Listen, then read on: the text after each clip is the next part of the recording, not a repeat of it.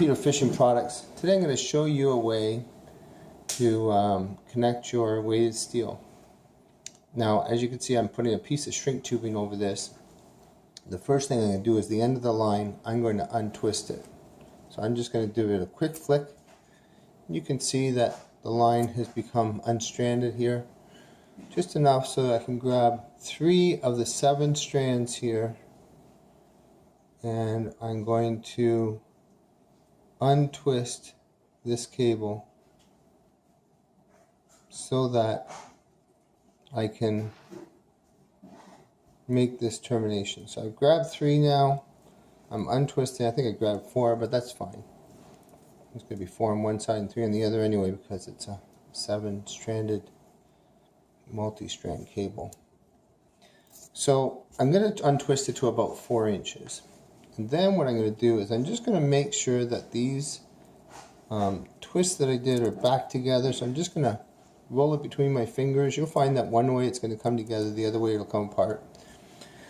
Then I'm going to make a loop. So I'm going to cross this with an X. I'm going to bring this back around. And right down here at the bottom, I've got the tag ends right at the bottom of the loop. I'm going to grab the middle of the loop now. And now I'm going to figure out which way it's going to strand. I believe it's probably going to be this way. And it is. And I'm going to restrand this cable back to its original lay so that it really looks like it was never unstranded.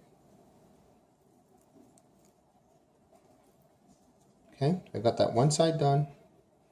Now I'm going to do the other side again.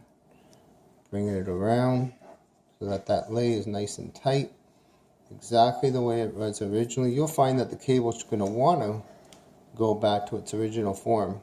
Now, if I was going to do this and connect this with mono, then I would probably have put a barrel swivel or some type of swivel in there.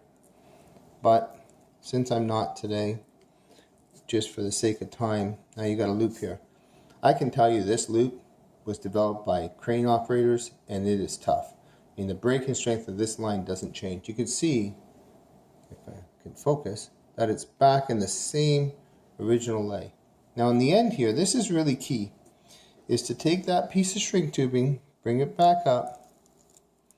Okay, it's going to be a little bit tricky. So if I wasn't doing this in the sake of time, I would have probably took some crazy glue or some type of adhesive, and I would have put this crazy glue on here so that the strands are joined together and it comes up and goes inside here easier.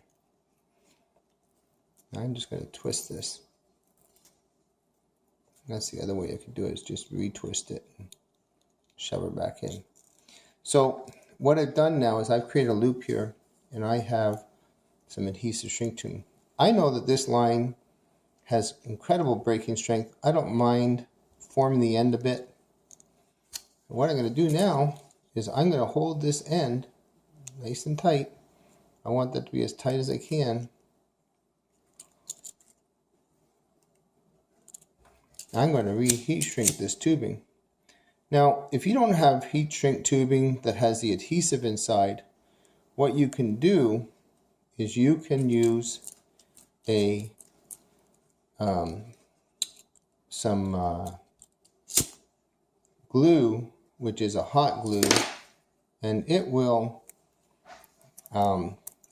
actually, the adhesive in adhesive shrink tubing is hot glue. So if you take hot glue, you'd be good. Now I could tell you that right there you've got a nice small termination. If it was mono or fluorocarbon, I would have had a barrel swivel there. If I'm connecting wire to this, I would just connect it. If same with braid, I would have used a barrel swivel again. But we often use 19-strand wire as backing on this because we find that this will simply keep the same at the same rate if you use 19-strand backing. So here you have the loop. This is what you've got. Nice, small, neat termination. Thank you for watching.